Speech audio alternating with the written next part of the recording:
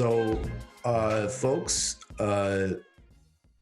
okay, we have to get to actually this Trump press conference. I want to do that in the main part of the show. If Milton, you can leave the meeting if you want. I think that's how it works. Just so he doesn't feel, because I don't want him to think that he has to stay on till a break or something. Can you? Okay. Oh yeah, because I don't want him to feel stuck. That would suck. To maybe the frame is just frozen. I don't know. Yeah, it's fine. But I've been I don't like that when you're like you feel like you have to stare at the screen for a couple of minutes. Well, look, we just give you guys so much nutrition. This is pretty bone dense, hopefully still also fun content. So let me just remind everybody, Rand Paul has corona. Just try to lighten the mood a little bit. Did you hear the follow-up to that story? No, that he still has it? Well, that his staffers didn't know that he'd tested positive was getting tested. No, he is living his brand, man. He's that guy's literally they really are so selfish. Could murder his staffers' grandparents. He went swimming in the Senate pool while waiting test results. It's so evil though, man. I have no symptoms and I'm terrified of seeing family members. Oh my God. Yeah, I'm thinking about some like old person in the building like getting it, and I'm like, I hope to God I didn't like bring that in from the grocery store. Rand Paul's like, the pool's a little bit cold today. Yeah, I was just waiting. I don't know. I'm gonna blow off some steam, do a few laps. Oh man, this is a whole other time. I mean, a lot of people have been pointing out one can only imagine what drove Rand Paul's poor neighbor. Could you imagine? I mean, isn't it basically confirmed it's just because Rand Paul's an asshole? Yeah, I think you're right. Right. It's confirmed. He's a fucking asshole. He's an absolute pain in the ass. Oh my God. All right. I just want to go over this a little bit yesterday. Donald Trump gave a press conference, and it is a disaster on any number of levels, because he is the culmination of this logic, right? He is the culmination of capitalist logic.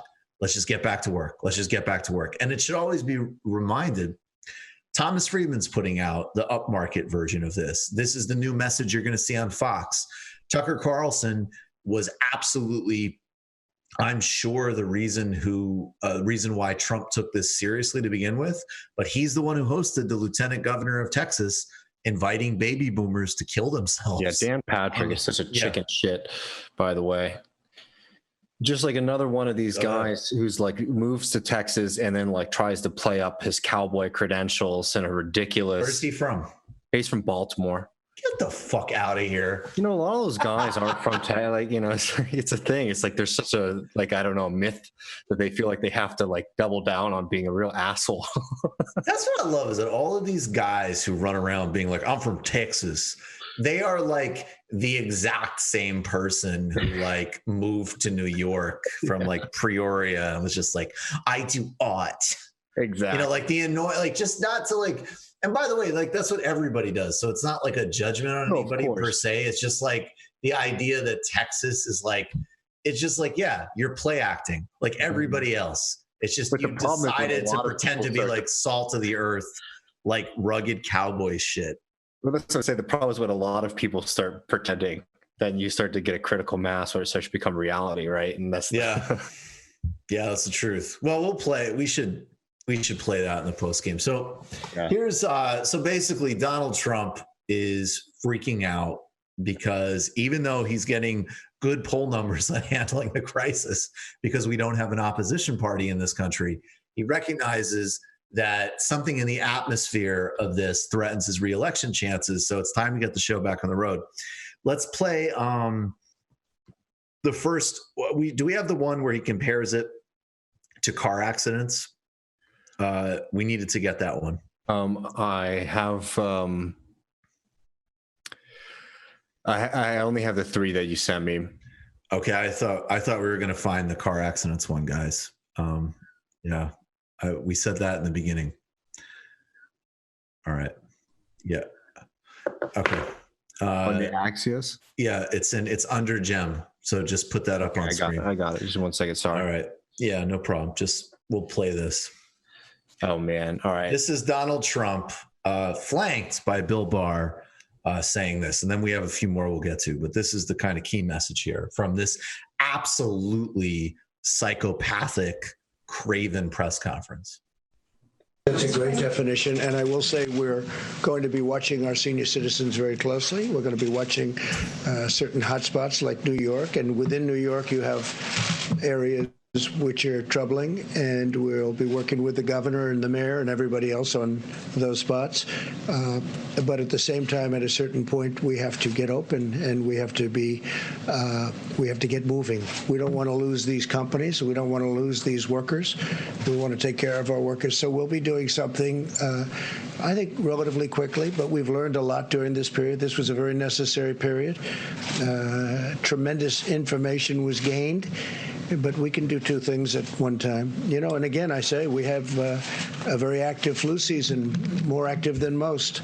It's looking like it's heading to 50,000 or more deaths, not cases, 50,000 deaths, which is, that's a lot.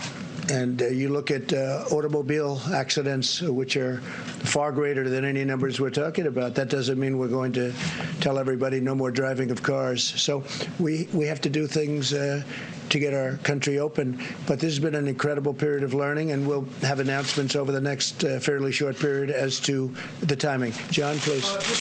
So let's just be really clear again and again and again to Donald Trump, to Steve Mnuchin, to Nancy Pelosi, to Chuck Schumer, to Thomas Friedman. Everybody can socially isolate for 6 months. Let's just take notice. Let's say for 6 months nationally, not a lockdown, but just a strongly enforced social protocol. People basically stay indoors. There's almost no air travel. There is serious measures taken in place. Send everybody a $2,000 a month, $3,000 a month check, stop rent, and massively subsidize small businesses. And of course, give everybody health care, get the emergency delivery. And then the bigger thing that we need to do, we need to nationalize and take democratic ownership of strategic industries. The point is not that those things are on the table. The point is that the answer is there. This goes back to the MMT thing the other day. And MMT is part of the answer. MMT has great ideas for this because we need a massive people-centered stimulus. But we know the answer to this. The reason it won't happen is because we live in a profoundly corrupt and psychopathic engendering society. Like Donald Trump is psychopathic. And it's unfortunate that the whole resistance scene has constantly been so melodramatic and freaks out over every single thing, including the things that are funny or the things when he halfway has a point. By the way, this is one that's going to be really dangerous because if the frame for people is the choice is either self-isolate and starve and the economy collapses and the government will do nothing for people, they are going to gravitate towards his message because there's no obvious alternative. What are you going to tell people who can't work? Lights are going to go out. Evictions are going to come in. None of those monstrosities, of course, the good people, the Bernie Sanders, the Rashida Tlaibs, they're fighting, but the Democratic leadership is not doing much. And mainly, this bailout has some decent provisions, but of course, it's a giant corporate theft and Steve Mnuchin slush fund. So, what I'm trying to say is that, yes, we all know that what Donald Trump is pushing for is immoral, psychopathic, dangerous, will make the problem worse because as hospitals totally overflow from us not taking this seriously, it will prolong the shocks to the system. It will engender the authoritarian responses. And you see that ghoul, profoundly dangerous Bill Barr standing there. I will just say, and maybe people should tweet at President Trump, I don't know why Bill Barr looks so unprofessional while Donald Trump was talking. I think that's pretty disrespectful. And even though I don't like Donald Trump, I still think obviously his attorney general should both look the part and treat him with respect. Bill Barr looks like a slob and is not treating him with respect there. And I think Donald Trump should know that. Mm-hmm. So that's like the big picture that just needs to keep getting hammered and hammered and hammered. Trump is a psycho. It's totally dangerous, but it's the only reason there's an opening for this is a systemic flaw. And the only people that are providing and putting for answers are people who are the Purdue workers going on strike and those of us engaging in spontaneous mutual aid and solidarity. And at a national level, Bernie Sanders, Ilhan Omar, Rashida Tlaib, AOC, and at certain points, handfuls of others. And on a state level, Gia Norris in New York and others pushing for things like rent freezes. You got to call these people. You got to demand more. And I will say the last thing real quick. Somebody today told me like they called their senator, left a voicemail and got a call back from their office. Like you should not be in total futility. They feel anxiety too. So that's one part that we got to get to here. But David, go ahead. I just want to add, talking about those kind of just like death drive comments by Donald Trump, and going back to what Dan Patrick was saying, we could get into a situation, which Jesus Christ, I mean, it's hard to have any certainty in this moment, but even 2 days ago, I thought was impossible, which is that we might actually have the federal government, through Donald Trump and then a lot of state governments actually telling people to go back to work when they shouldn't. And if that's the case, we actually have to start taking the power into our own hands. So what the people did, the Purdue workers did in Georgia, is exactly the kind of thing that we'll need to be seeing, because if they start trying to make this crisis become a catastrophe, become something that's going to kill literally millions of people, the spread of this, we might actually have to have more radical solutions where people just are not showing up to work on purpose, recognizing that they are threatened by that, but actually doing it as a collective, as groups, as they did in Georgia, to challenge this power structure. Because especially in these right-wing southern states, Republican states, the response has been very slow and tepid. And I'm sure that they're already preparing and hoping that they can make the argument, oh, you know what, we should all go back to work and just act as if everything's normal. That's a death sentence for working class people. And we need to make it very clear to people that that's the decision. And we need to make sure that we're organizing to have this fight, because we might have to have it very soon. 100%. And we need to start thinking of the mechanisms to give each other aid in that. All right, one more clip from the press conference. We won't get to all of them, but I want to go to this one from OWN News. So basically, as we all know, Donald Trump insists on calling it the Chinese virus. Now, I think that there's a couple of different things to tease out here. There is a global war of perception going on between China and the United States. Premier Xi calls the virus a foreign devil. And one of the narratives in China is that this is the result of U.S. bioweapons experiments, as an example. Donald Trump is obviously calling it a Chinese virus to double down on the xenophobic narrative in the United States. There's an international dimension. Then there's the practical reality that a virus is not of a country or people. That is just scientifically ridiculous and flies in the face of all of the actual international and global coordination required to deal with this. And then, frankly, most importantly, there's a lot of other things to tease out in the geopolitics.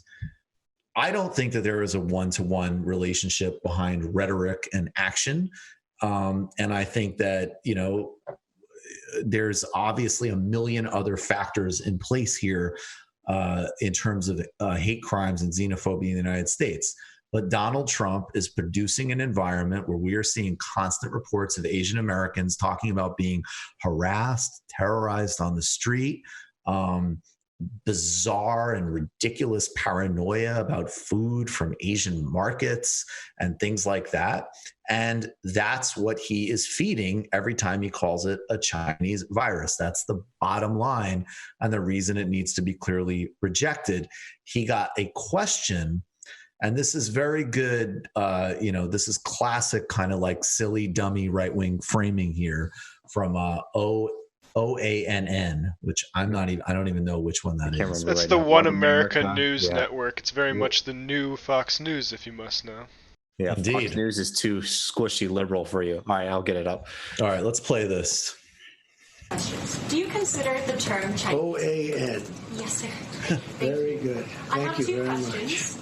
treat me very nicely. Do you consider the term Chinese food racist because it's food that originates in China or it has Chinese? No, I don't think it's racist. I don't think it's racist at all. On that note, major left-wing news media, even in this room, have teamed up with Chinese Communist Party narratives, and they're claiming you are racist for making these claims about Chinese virus.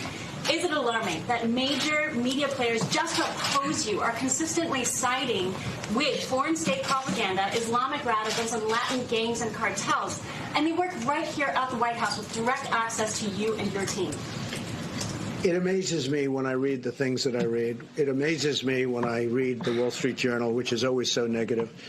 It amazes me when I read the New York Times. Is not even, I barely read it. You know, we don't distribute it in the White House anymore, and the same thing with the Washington Post.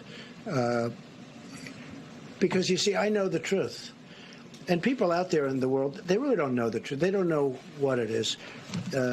They use different slogans and different concepts for me almost every week, trying to catch something. Last week it was, chaos. You see me, there's no chaos. I have no chaos. I'm the one telling everybody to be calm. There's no chaos in the White House. We have unbelievable professionals. It's really, I think I came up with the term. I hope I came up with the term, but it is fake news. It's more than fake news. It's corrupt news. They write stories without calling anybody.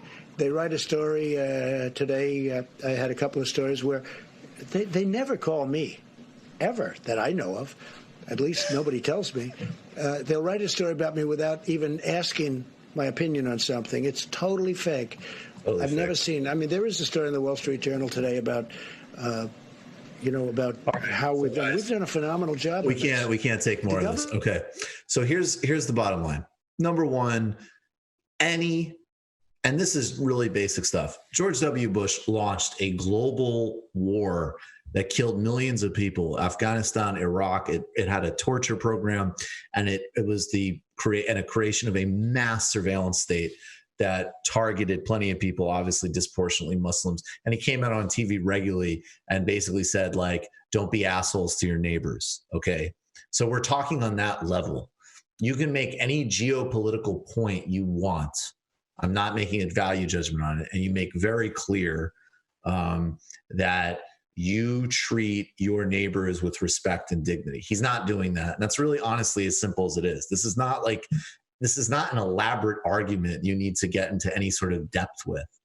The second thing is that I said a couple of weeks ago, I thought there was a minute where the body blow of this and Trump's negligence would actually hit him. But the Democrats are a failed party in their leadership, and Trump is out in front of everything. And so he's in mid-50 approval ratings, and you already see the story there. You're going to link it with narratives, every wheel of xenophobia and conspiracy theory. Third, that's why the Middle East and Latin America are mentioned. Third, I guess it's so obvious, but it's like, French food is different than French disease.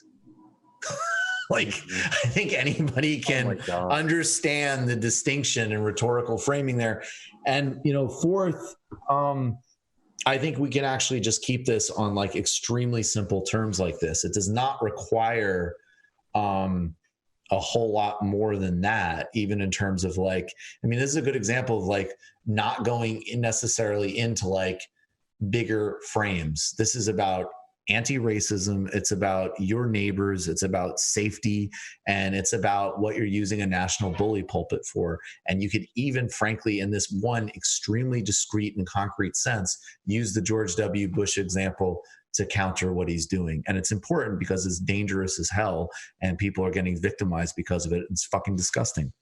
Asian Americans are getting victimized because of it. Mm-hmm. You guys have anything you want to add to that? It's definitely something we have to push back against. I don't think that it's worth really honestly tolerating any equivocating on this. This is definitely being used he's using racism to hide his absolute failure at dealing with this crisis. It's very frightening, obviously, that Donald Trump is the one sort of at the helm in this moment, not only these kind of racist attacks, but just promoting like really fake medical advice too. Deadly fake medical advice. Right. Actually, I don't believe anything that he's saying on these levels, because he's shooting off the hip, and that's the last thing you can do, the worst thing you can do in a global pandemic like this. Yeah, and that same media, there was a piece in Fair, I'll tweet it out again later, but that same media that's supposedly victimizing him all the time is still running his press conferences, which are campaign rallies. They're still doing reports that even in any way that don't just clearly delineate between the absolutely insane bullshit he's saying that will endanger millions of people versus the scientific consensus. So even as he whines, once again, be really careful about seeing that actually a lot of papers and a lot of mainstream corporate news are still actually going extraordinarily easy on the guy. And that's actually the real story of this time, no matter how many times they get offended by him or whatever. You just watched a Michael Brooks show video. Subscribe to get them all. Why wouldn't you? Don't be foolish. Click subscribe below and become a patron as well. Patreon.com/TMBS. Thanks, everybody.